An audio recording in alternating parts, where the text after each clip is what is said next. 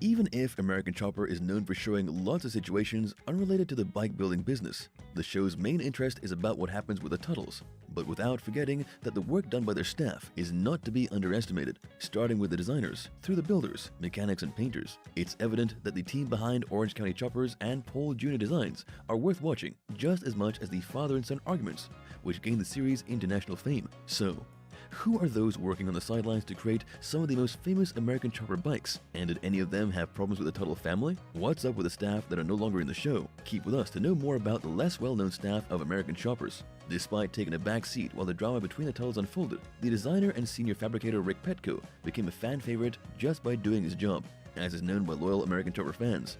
Rick joined Pohl Sr.'s team in 2003, but prior to that, he had been an avid metalworker for almost 2 decades. As it happens, Rick's early experience in the field goes back to his early youth when he worked as a crane operator for local Pennsylvania manufacturers, then enrolled into a welding school, subsequently specializing in chassis building for NASCAR. While working for the Pocono Raceway for 5 years, he also started his own industrial contracting entrepreneurship, eventually furthering the car and bike building skills, which gained him a place in Orange County Choppers. After 13 years with the Tuttles, Rick left Orange County in 2016 to fully dedicate to RPD & Co., his own custom metal building business, which he established in 2006. Although RPD's main focus was to fabricate race bikes, the company has expanded to custom building other metal and steel-related products, such as knives and even wedding rings. Nowadays available on its official webshop. On the personal side, Rick married in 2013 and is now the happy father of 2 girls. Another native from Pennsylvania, little is known about Nick Hansford's early years, except that his career in steel building started when he graduated from the American Motorcycle Institute in late 1990s. He spent his early career working for local manufacturers, until by chance of destiny, he met Pohl Sr. at the 2000s Bike Week. Soon enough, Nick found himself working for the Tuttles as a local contractor in the South. However, in 2002, complicated family situations ended up with him moving to New York, when he officially joined the staff of Orange County Choppers. At the same time, he married his longtime girlfriend Stacy Ferlasco Hansford, with whom he's still together in 2022. It seems that long-term relationships are Nick's things, and he worked for Pohl Sr. until Orange County moved to Florida in 2021. His last appearance in American Chopper was in 2019, in the episode Strikes and Reverse Strikes, and though he supposedly owns his own garage, little is known about his life off screen. We can't talk about Nick Hansford without mentioning his pal, Christian Welter. Both studied at the American Motorcycle Institute, graduating together in 2000, but then taking separate paths for a while. Chris worked in car dealerships for 2 years, before receiving an offer from Nick to work for Orange County Choppers in New York. Although the prospect of meeting Pohl Sr. was intimidating, he got the job with no problems. As Chris recalled in the book, American Chopper at Full Throttle, working for Sr. wasn't quite as scary as he first assumed. It turns out he's really cool. He barks a lot, but he's fair. Regardless of not appearing in American Chopper as much as we would have liked, his spot in Orange County Choppers was stable until the business moved to Florida in 2021. That being said, Chris seems to have no problem with his former employer, and in April 2022, even went to visit the shop's old New York basement with some of his former co-stars, as seen on his Facebook page. Although not a lot is known about Chris's personal life, his social media tells us that drumming and music in general are his biggest passions beside bikes. Arguably one of the most prolific designers to ever work with Orange County Choppers, native Illinoisan Jason Pohl thought he would join the US Army after high school, but receiving an August Holland scholarship totally changed his life, allowing him to enroll into the Illinois Institute of Art, from where he graduated with a Bachelor of Fine Arts in 2003. Jason's early career was spent as a video game designer, then passing on to take various small jobs. It was his design of a pinball prototype for Orange County which left Pohl Sr. so impressed that he right away invited Jason to become the shop's lead designer.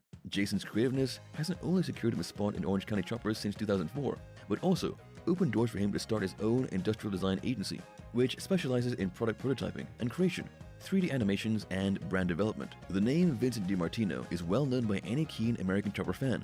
Vinnie's beginnings in the car and bike repair field started in his father's garage, where he learned everything he could before actually getting his first real job when 14 years old in a local New York garage. Although Vinnie learned his craft in a non-traditional way, his career accelerated after joining Orange County Choppers in 2002, just a week before the Tuttles signed the TV deal, which would make their business known internationally. As a builder and mechanic, Vinnie often took an active role in creating some of the most astounding products featured in American Chopper. In 2007, he left the show and the shop altogether, explaining the reason behind it as the natural progression was to leave and start my own place.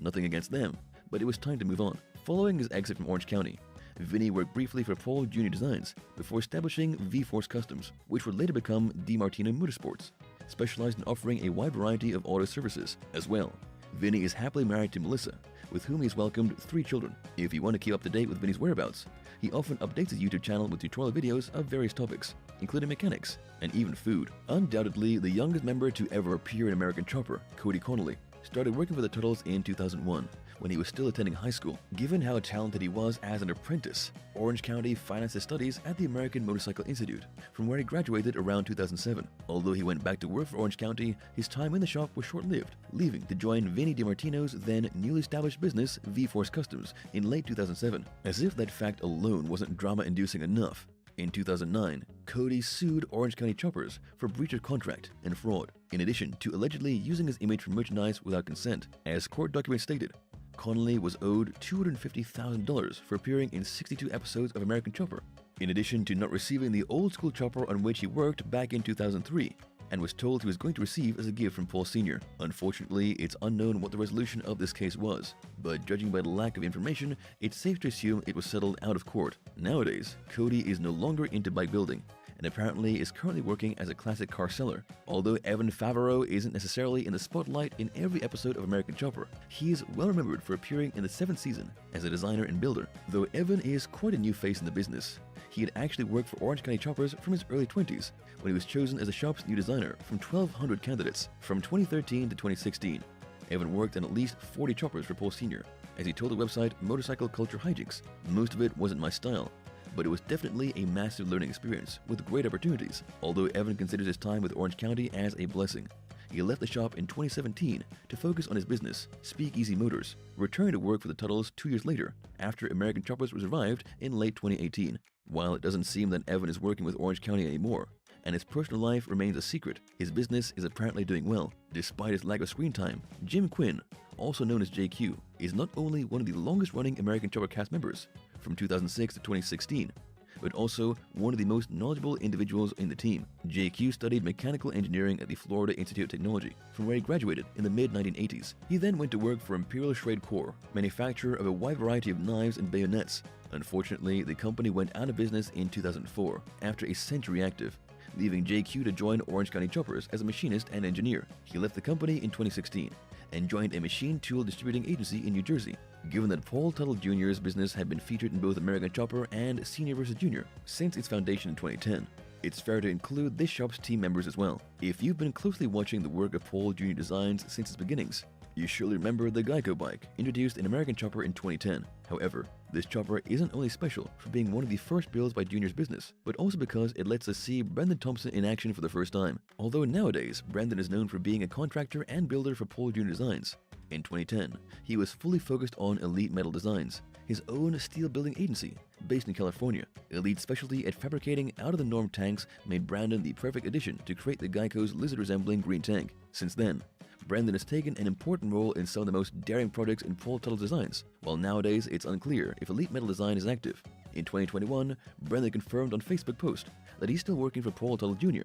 Rachel Tuttle joined the Tuttle family when she married Pohl Jr. in 2010. However, it's always mandatory to mention Rachel Tuttle, given how much work she does for the business. Regardless of not appearing often in American Chopper and its follow-up series, Rachel has played a huge role in building the brand that Pohl Jr. Designs is today, as both Vice President and Director of Operations. She also owns Oliver Ann Boutique, a Hudson Valley-based fashion shop established in 2014. And back in 2010, Rachel and Junior appeared in a Say Yes to the Dress episode, filmed shortly before tying the knot. Regarding her personal life, she and Junior welcomed their first son, Hudson 7, in February 2015. While all previous staff members found their own paths, whether or not they're still involved with the Tuttles, the same couldn't be said about John Odie Odenhal. Although he was one of the original assemblers in Pohl Jr. Designs after its foundation, several issues with his work resulted in his firing a couple of years later. Though that story could have ended there, it unfortunately took a disgraceful turn when in 2015, Odie was found guilty of second-degree arson. Reportedly, Odie broke into a town of Montgomery house early in the morning,